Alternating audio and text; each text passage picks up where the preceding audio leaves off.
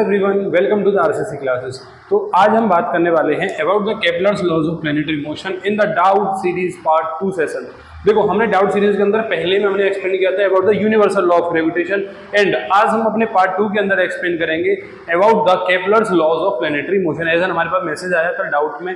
दो मैं आप सभी से भी मेरी यही बात है कि अगर आपको किसी भी टॉपिक के अंदर, वेदर साइंस के अंदर, वेदर फिजिक्स, केमिस्ट्री, बायो, किसी भी टॉपिक में किसी भी चीज़ पर डाउट आ रहा है, आप मेरे को मैसेज करो, मैं उस पर जरूर आपको वीडियो प्रोवाइड करूंगा। ओके, तो मेरे पास मैसेज आया, भैया एक्सप्लेन कर दो Kepler's law of planetary motion को। तो आज ये वीडियो उसी के लिए।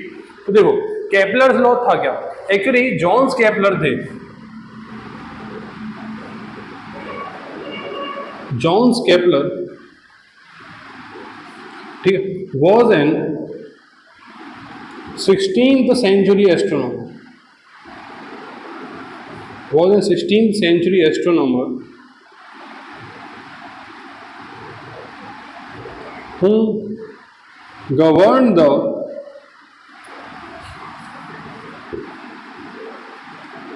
the motion of planets around the sun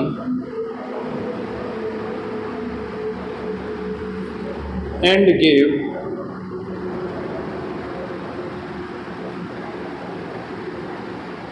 Kepler's laws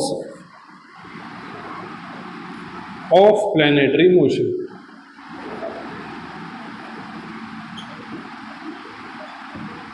कि एक्चुअली में कि जॉन्स केपलर जो थे वो 16th सेंचुरी एस्ट्रोनॉमर थे जिन्होंने स्टडी किया about the motion of planets. उन्होंने प्लैनेट्स के मोशन को स्टडी किया कि किस तरीके से प्लैनेट्स सन के चारों राउंड, सन के चारों तरफ कैसे रिवॉल्व कर रहे हैं। उसने इस चीज़ के बारे में स्टडी किया, ठीक है। और उन्होंने उसको स्टडी करके अपने 3 लॉज दिए। कितने लॉज दिए? 3। कितने लॉज दिए? 3। जॉन्स केपलर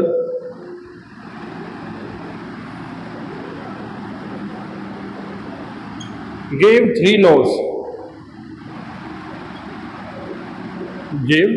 उन्होंने कितने लॉ दिए बेटा? 3 लॉ दिए। कौन कौन से? Kepler's first law of planetary motion, Kepler's second law of planetary motion, Kepler's third law of planetary motion. हम बहुत जल्दी इसको एक्सप्लेन करेंगे, आपको कुछ नहीं करना। मैं फिर कह रहा हूँ, कॉपी पेन निकाल लो एंड नोट्स बनाना स्टार्ट करो। अपना कंसंट्रेशन सिर्फ और सिर्फ नोट्स पर रखना है, आउटर आपको कुछ भी नहीं सोचना, ठीक है। आप जल्दी से नोट डाउन करो, मैं इसको रफ करता हूँ।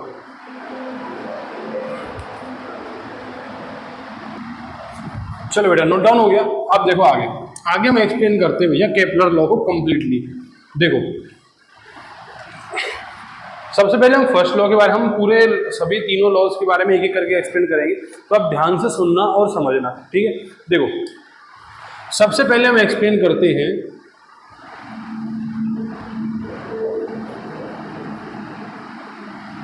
Kepler's first law of planetary motion.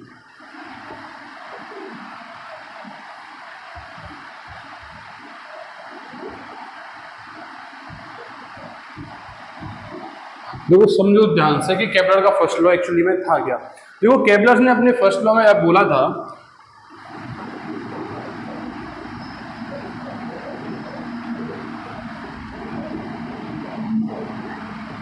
According to that law every planet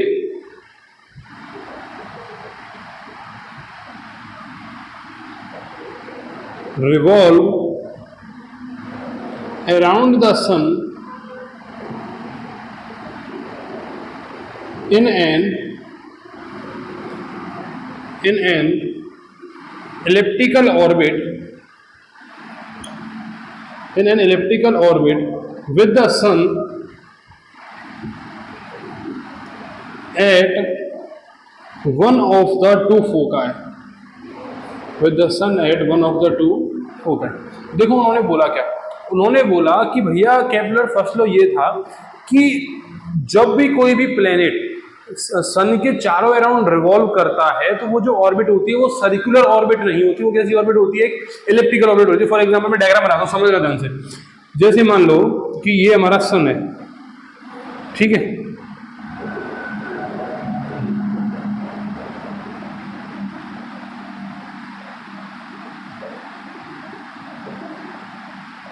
ये हमारा सन हो गया, ठीक है। अब ये जो ऑर्बिट होगी ना जिसपे प्लेनेट अराउंड रिवॉल्व कर रहा होगा, ये जो ऑर्बिट होगी, ठीक है। अब ये ऑर्बिट कैसी होगी भैया, ये इलिप्टिकल ऑर्बिट होगी। कैसी ऑर्बिट होगी, ये इलिप्टिकल ऑर्बिट। आप ध्यान से देख पा रहे होंगे ये सर्कुलर नहीं है, ये सर्कुलर नहीं है। कैसी ऑर्बिट है, इलिप्टिकल ऑर्बिट है। ये गया आपका प्लेनेट, ठीक है। ये ऑर्बिट कैसी है बेटा, ये ऑर्बिट है इलिप्टिकल ऑर्बिट, इलिप्टिकल ऑर्बिट। ये आपका प्लेनेट और ये आपका हो गया सन, ठीक है। अब देखो चलो इतनी बात समझ में आई कि every planet revolve around the sun in an elliptical orbit, कि साहब हर एक प्लेनेट सन के चारों तरफ रिवॉल्व करता है एक इलिप्टिकल ऑर्बिट में। इतनी बात समझ में आई। अब मेरी बात समझो, अब वो दूसरी बात और कह रहा है, with the sun at one of the two foci, कि भैया उस समय पे क्या होगा, सन उन दोनों फोकाई में से किसी एक जगह। देखो पहली बात करते हैं फोकाई क्या है। एक्चुअली में foci is the plural of, foci is the plural of focus. Foci focus का प्लूरल होता है, ठीक है। तो अब सुन लो, वो उसने क्या बोला कि भैया जब भी सन रिवॉल्व कर रहा, प्लेनेट रिवॉल्व कर रहा हो, सन चला होता है, तो सन जो होगा वो देखो दो फोकाई होते हैं इसके, एक ये और एक ये, दोनों फोकाई हो गए, ठीक है। इसको F1 और इसको F2। तो जब कभी भी प्लेनेट सन के चारों तरफ रिवॉल्व करेगा, सन इन दोनों फोकाई में से किसी एक पॉइंट पर होगा। ये कब बोला उसने, पहले लॉ के अंदर। Kepler first law of planetary motion was the planet revolve around the sun in an elliptical orbit with the sun at the one of the two foci. कि प्लेनेट जब भी सन की तरफ रिवॉल्व करेगा वो इलिप्टिकल ऑर्बिट में revolve करेगा। दूसरी बात, सन जो होगा उन दोनों फोकाई में से किसी एक जगह पर होगा। बोलो बात समझे नहीं समझे, पक्की बात है, जल्दी से नोट डाउन करो। चलो बेटा आगे चले, आगे देखो। अब हम बात करते हैं केपलर्स के भैया सेकंड लॉ के बारे में, कि केपलर्स का second law of planetary motion क्या था। तो देखो केपलर ने फर्स्ट लॉ में क्या बोला, बोलो बात याद रहेगी कि each planet revolve around the sun in an elliptical orbit with the sun at one of it the two foci.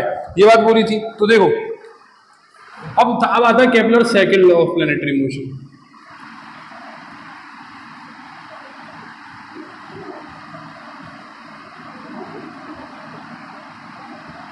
देखो Kepler second law of planetary motion के बारे में उन्होंने क्या बोला। देखो केपलर सेकंड लॉ में उन्होंने दो बातें बोली। दो बातें कौन कौन सी बोली। पहली बात कि each planet revolving around the each planet revolve around the sun, each planet revolve around the sun in such a way that the line joining the planet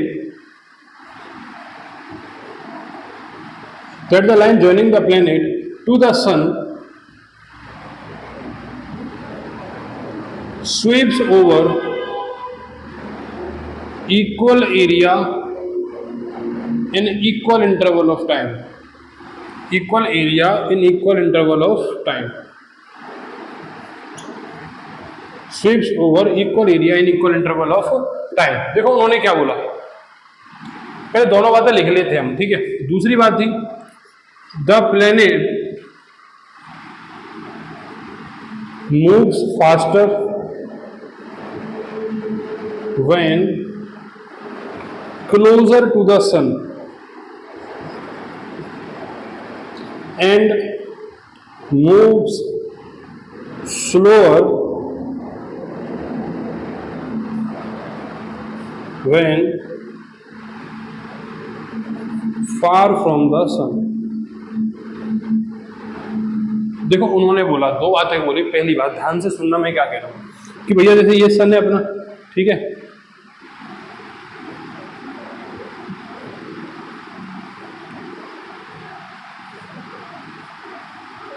ये अपना सन हो गया है ना।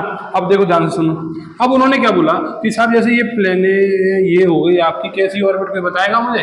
ये ऑर्बिट होगी भैया हमारी इलिप्टिकल ऑर्बिट। कैसी ऑर्बिट होगी, इलिप्टिकल ऑर्बिट। अब मान लो देखो प्लेनेट इस जगह पर है, ठीक है, मतलब कि ये एक ही प्लेनेट है। अब उस प्लेनेट ने एक तो ये डिस्टेंस ट्रेवल की, इतना एरिया कवर किया एक बार प्लेनेट ने, ठीक है। और जब प्लेनेट पास में आया उसने एरिया कवर किया भैया इतना।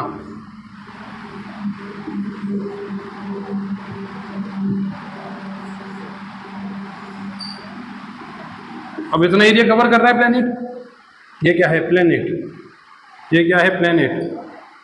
ये क्या है हमारा सन, ये भी क्या है प्लेनेट, और ये भी क्या है प्लेनेट। देखो वो क्या बोल रहा है कि देखो अब प्लेनेट जो है वो sweeps over equal distance and equal interval of time, कि प्लेनेट इस जगह से इस जगह पे जाने में, इस पोजीशन से इस पोजीशन पे जाने में वो इक्वल टाइम लेगा, वो इक्वल डिस्टेंस ट्रेवल करेगा in the equal interval of time.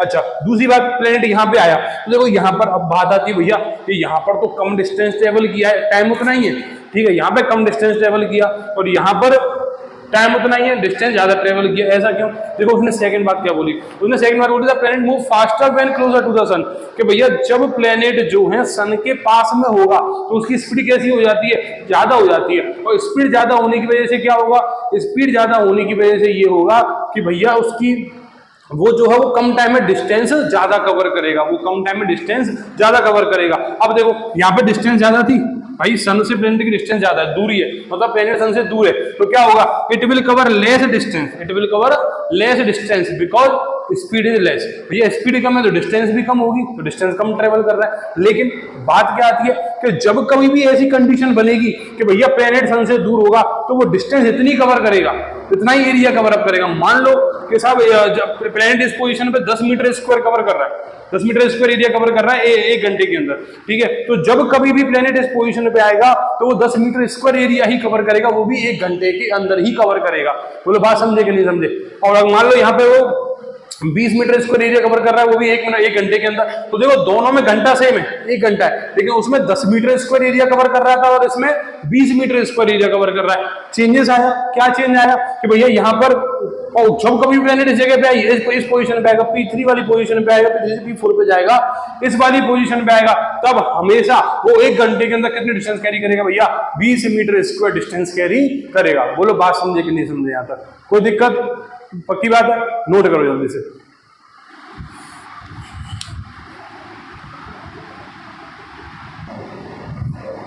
चला भाई आगे चले। देखो अब हम बात करेंगे भैया Kepler's third law of planetary motion के बारे में। तो भैया अपने केपलर के थर्ड लॉ में उसने क्या बोला, हमको दो लॉ समझ में आए। पहला लॉ क्या था? पहला लॉ सिंपली ये था कि पहले लॉ के अंदर उन्होंने बोला कि planet move around the sun in an elliptical orbit with the sun at one of the two foci, कि सब प्लेनेट सन के चारों तरफ राउंड अबाउट मोशन करेगा, जिसमें सन जो है वो दोनों फोकाई में से एक पॉइंट पर होगा। The planet will revolve around the sun in an elliptical orbit with the sun at one of the two foci, मतलब प्लेनेट सन के चारों तरफ चक्कर लगाएगा, जिसमें से सन कहां पर होगा, अपनी दो फोकाई में से एक जगह होगा। यहाँ पर फोकाई क्या है? Foci is the plural of focus, foci is the plural of focus, ठीक है। अब फिर हमने बात की भैया केपलर सेकंड लॉ के बारे में। केपलर सेकंड लॉ क्या था? Kepler second law was simply that कि भैया प्लेनेट जब कभी भी, ठीक है, सन के चारों तरफ चक्कर लगाएगा, revolve around the sun, it will cover equal area in equal interval of time, वो इक्वल एरिया कवर करेगा, वो भी इक्वल इंटरवल ऑफ टाइम है। इसमें दूसरी बात भी बोली, दूसरी बात क्या बोली केपलर की? दूसरी बात थी कि भैया the planet move faster when it is closer to the sun and it moves slower when it is further away from the sun, कि जब प्लेनेट जो है सन से दूर होंगे तो वो कम डिस्टेंस कवर करेंगे इक्वल इंटरवल ऑफ टाइम में, और जब प्लेनेट सन के पास में होंगे तो वो ज्यादा डिस्टेंस कवर करेंगे in the equal interval of time. बोलो बात समझे कि नहीं समझे? यहाँ तक पक्का? देखो भाई बात मेहनत की होती है और वक्त की होती है।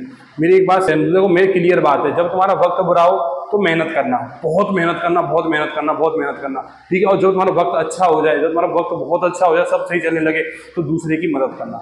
बात समझे कि नहीं समझे? जिसका वक्त खराब चल रहा है उस समय को उसकी मदद करना, इतनी बात समझ लो बस, ठीक है। और अपने वक्त को अच्छा करने के लिए जितनी ज़्यादा तुम मेहनत कर लोगे उतना ज़्यादा तुम भाई सक्सेसफुल हो जाओगे, ठीक है। जब तक मेहनत नहीं, जब तक सक्सेस तो बहुत दूर है तुमसे, ठीक है। मेहनत करो, लग जाओ, खाना पीना छोड़ दो, बिल्कुल लग जाओ पढ़ाई में दिन रात, ठीक है। जिस दिन देखो ब्रेन गेम खेलता है हमारे साथ, जैसे ब्रेन जो टारगेट बना रहे ना, उस टारगेट पे जिस दिन तुम्हारा ब्रेन काम करने लग जाए, समझ जाओ सक्सेसफुल तुम होने वाले हो। कैसे? तुम्हारे ब्रेन ने सोचा हम आज 2 घंटे रनिंग करेंगे, ठीक है, और तुम 2 घंटे रनिंग कर रहे हो, रेगुलर रनिंग कर रहे हो, वर्कआउट कर रहे हो, फिर तुम्हारे दिमाग में 2 घंटे 3 घंटे पढ़ेंगे, और 3 घंटे तुम 4 घंटे पढ़ रहे हो, तो समझ जाओ तुम्हारा ब्रेन काम करने लग गया और तुम आने वाले राजा हो, ठीक है। तो मेहनत करनी है, जितना हो सके उतना मेहनत करो, जितना हो सके लगे रहो, ठीक है, छोड़ो मत। 3 जगह तुम अपनी फेवरेट बना लो, मंदिर, जिम और लाइब्रेरी, मंदिर, जिम और लाइब्रेरी, ठीक है। क्यों? तीनों जगह तुम्हारी शक्ति बढ़ रही है, तीनों जगह तुम्हारी पावर का डेवलपमेंट हो रहा है, और जहां पावर का डेवलपमेंट हो रहा हो वहीं सक्सेस की सीढ़ी बढ़ती है। चाहे आप मंदिर में चले जाओ, स्पिरिचुअल पावर डेवलप हो रही है।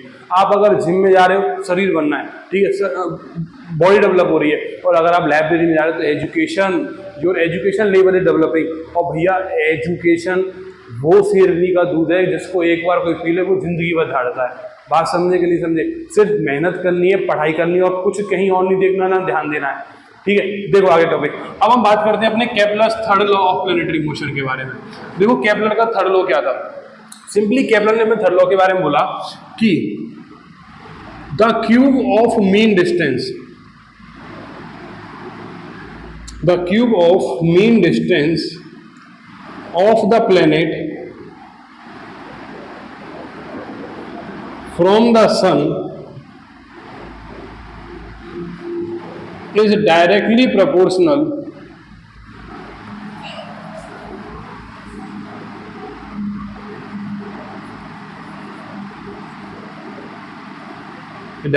proportional